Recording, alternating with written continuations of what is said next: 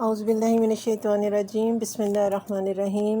تمام سامعین و حاضرین کو السلام علیکم ورحمۃ اللہ وبرکاتہ۔ امید کرتی ہوں کہ آپ سب صحت اور ایمان کی بہترین حالتوں میں ہوں گے۔ سورہ اعراف میں اللہ کریم فرماتے ہیں کہ ذکر کرو اپنے رب کا سانسوں کے ساتھ، دل میں بغیر آواز نکالے، عاجزی اور خفیہ طریقے سے صبح و شام ذکر کرو اور غافلین میں سے مت بنو۔ پھر فرمایا کہ اللہ کا ذکر ہی دلوں کا اطمینان ہے، اور بارہا کتاب حق میں ذکر اللہ کی دعوت اور حکم دیا گیا۔ کسی نے سوال یہ کیا کہ ذکر اذکار کے باوجود بھی سکون اور اطمینان کی کیفیت نصیب نہیں ہوتی؟ تو ویورز، اس کا جواب دینے سے پہلے آپ سے ریکویسٹ ہے کہ آپ نے اگر ہمارا چینل اب تک سبسکرائب نہیں کیا تو اسے پلیز کر دیں، اور گھنٹی کے آئیکن کو بھی دبا دیں تاکہ ہماری ہر آنے والی نئی ویڈیو کا نوٹیفیکیشن آپ کو مل سکے۔ تو آتے ہیں اپنے ٹاپک کی طرف۔ تو ویورز، روحانی مسافر فرائض سے آگے نفلی عبادات میں ذکر اذکار کا انداز اپناتے ہیں، اور آپ کے علم میں ہے کہ 4 بنیادی سلاسل، چشتی، قادری، نقشبندی، سہروردی اور جتنے بھی اس کے علاوہ بھی سلاسل ہیں، سب میں اذکار کے مختلف مدارج اور طریقے رائج ہیں۔ بیعت کرنے کے بعد شیخ مرید کو ان طریقوں پر عمل کرنے کے لیے پابند کرتے ہیں۔ اذکار کے ساتھ نفلی عبادات پر زور دیا جاتا ہے، اور مجاہدے اور ریاضت کے ذریعے نفس کی اصلاح اور تربیت بھی کی جاتی ہے۔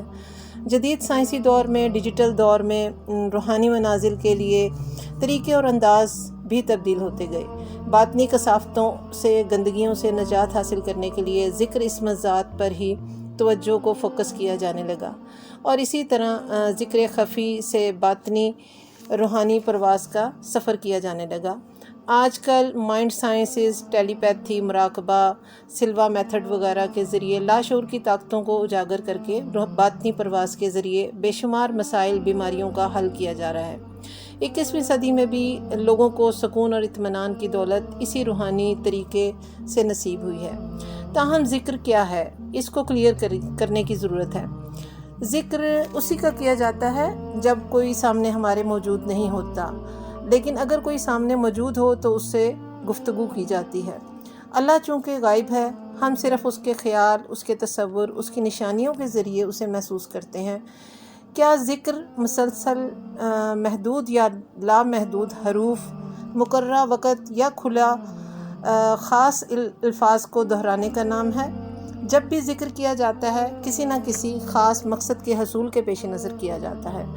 کچھ لوگ شکایت کرتے ہیں کہ میں نے کئی اذکار کیے، ورد وظیفے کیے، لیکن مقصد حاصل نہ ہوا، اور دوسری طرف ان کی جسمانی صحت اس سے بہت زیادہ متاثر ہوتی ہے۔ جو ویورز تجربے میں بات آئی ہے، جو ایکسپیرینس کی بات ہے، کہ جو لوگ بھی زیادہ وظائف کرتے ہیں، ان کی روحانی مقاصد کے لیے یا دنیاوی مقاصد کے لیے زیادہ ورد وظیفے کرتے ہیں، ان کی جسمانی صحت تقریباً تباہ ہو جاتی ہے، اور وہ خوراک بھی پراپر نہیں کھاتے اور ڈائٹ بھی پراپر نہیں لیتے، اور اس کی وجہ سے ان کو بہت زیادہ جسمانی اور ذہنی اور نفسیاتی مسائل کا سامنا ہوتا ہے۔ بعض اوقات رجت بھی ہو جاتی ہے، یعنی وہ جو پڑھائی کر رہے ہوتے ہیں وہ ان پہ الٹ پڑ جاتی ہے اور وہ اس کو سنبھال نہیں پاتے۔ بہت سارے مسائل ہوتے ہیں اس حوالے سے۔ پہلی بات یہ ہے کہ اگر آپ عامل کو اپنا مرشد اور استاد بنائیں گے تو وہ عامل آپ کو انہی الفاظ، حروف، تعویذات، گنڈھوں اور داغوں میں الجھا کر رقم بٹورتا رہے گا، آپ کو توہمات اور تفکرات میں الجھائے رکھے گا۔ جس ذکر سے اطمینان قلب نصیب ہوتا ہے، جس ذکر سے روح اپنی اصل جد اول کی بحر بے کنار میں غوطہ زن ہو کر وصال اللہ کی نعمت عظمیٰ حاصل کرتی ہے، وہ ذکر روح کا ذکر ہے۔ جس روح میں فکر ہوگی وہ ذکر کامل ہوگا۔ ذکر میں فکر کا کیا مطلب ہے؟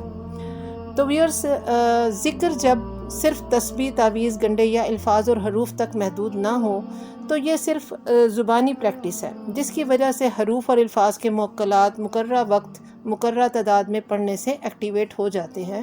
مطلب ان کے جلالی یا جمالی اثرات انسان کی دنیاوی یا روحانی مقاصد کے حصول میں مددگار تو ہوتے ہیں، تاہم اس کے لیے بھاری رقم زکوٰۃ اور صدقات کے نام پر بھی ادا کی جاتی ہے، لیکن آپ کا مقصد بر آئے گا یا نہیں، اس کی کوئی گارنٹی بھی نہیں دیتا۔ لیکن ان حروف اور الفاظ کی طاقت یا انرجی سے انکار نہیں کیا جا سکتا۔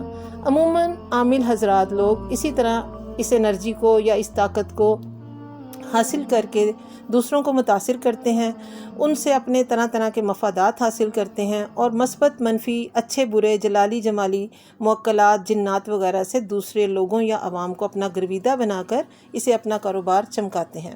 جس ذکر میں فکر نہیں وہ روح کو سکون و اطمینان نہیں دیتا۔ کیسا فکر؟ اس سوال کے جواب کو دھیان سے سمجھیں۔ عامل کے عملیات کا مقصد دنیاوی اور سراسر خواہش نفس کے گرد گھومتا رہتا ہے، جبکہ کامل مرشد جب اپنے مرید کو ذکر کی منزل یا ریاضت کی منزل پر ڈالتا ہے تو اس کا مقصد سراسر روحانی ہوتا ہے اور ابدی ہوتا ہے، یعنی وہ اس کو ابدی سکون مل جاتا ہے۔ ایسا ذکر جو روح کو قیامت تک کے لیے نور علی نور کر دیتا ہے۔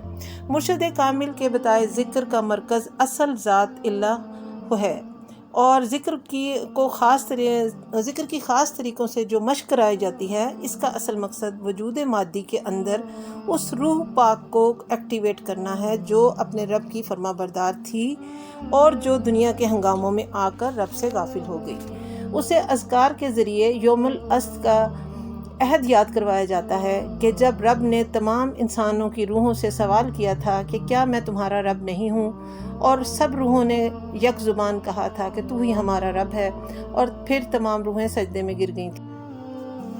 مرشد کامل اذکار باطنی سے اسی عہد الست کو اجاگر کر دیتا ہے، اور روح جب اذکار باطنی کرتے کرتے انوار الہیہ میں غوطہ زن ہوتی ہے تو اس وصال اللہ کی کیف و سرور میں ڈوب کر اسے اپنی تکمیل کا احساس ہوتا ہے۔